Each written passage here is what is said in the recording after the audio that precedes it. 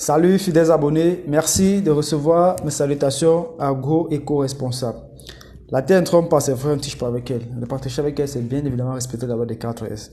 Dans cette vidéo, chers agripreneurs, nous allons parler de la culture de papaye. De ce qu'il faut éviter si vous voulez vraiment faire de la culture de papaye un business, si vous voulez vraiment faire de l'agro-business.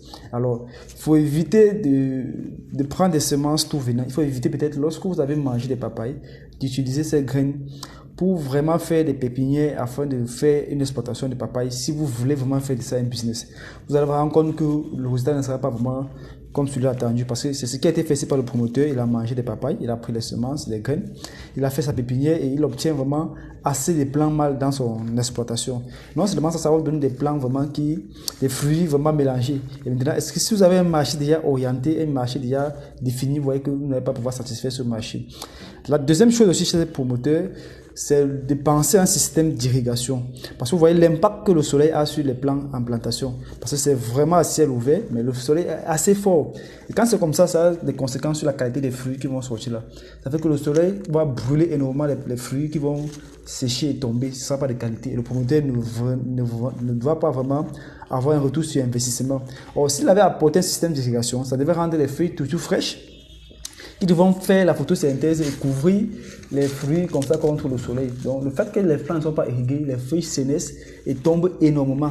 Ce qui a des conséquences sur les fruits. Et par conséquent, le promoteur ne pourra pas rentabiliser son projet. Donc il est important chez le promoteur, avant de vous lancer dans une culture, de faire une étude de faisabilité, de mettre vraiment les moyens et dispositions en jeu pour avoir un résultat qui soit vraiment intéressant. Vous voyez là qu'ici, le site est vraiment très affecté par la sécheresse, parce qu'il faut dire que la plantation est dans le Grand Nord, donc on peut imaginer vraiment le débit ou l'incidence solaire qui arrive sur les plants en champ. Donc, et aussi il y a pas mal de pieds mâles en exploitation. Vous voyez ici comment les pieds des bananiers plantés qui sont là ne s'épanouissent même pas, ils n'évoluent même pas. Donc l'irrigation aussi est vraiment indispensable.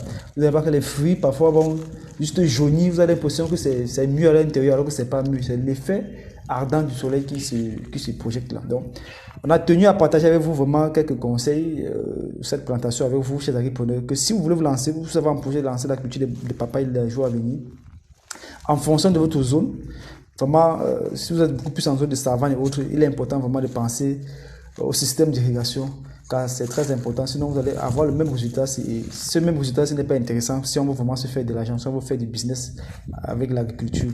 Évitez surtout de prendre des semences tout venant. Achetez des semences de qualité à des points agréés. Donc,